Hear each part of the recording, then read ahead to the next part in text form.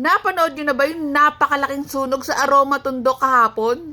Mapapasaludo ka talaga kay Mayor Isko Moreno. Grabe talaga yung aksyon na ginawa niya. Lahat ng department ng Maynila ay talagang gumagalaw para tulungan yung mga nasunugan.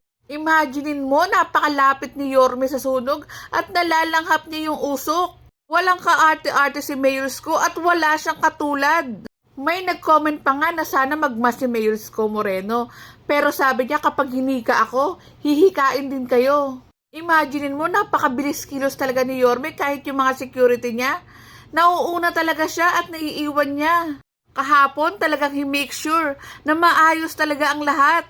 Very inspiring talaga si Yorme. Sana lahat ng politiko tulad niya. Si Yorme yung tipong tao na aligaga. Hindi talaga mapirme kapag walang ginagawa. Talagang pinatunayan ni Mayor Isko na he's the best public servant dito sa Pilipinas. Kaya sa mga crocs dyan, mahiya naman kayo. Gawin yung inspirasyon si Yorme na talagang naglilingkod sa taong bayan at walang hinihinging kapalit. Kaya kay Mayor Isko Moreno, sa mabilis mong kilos, sa mabilis mong responde, saludo po kami sa'yo.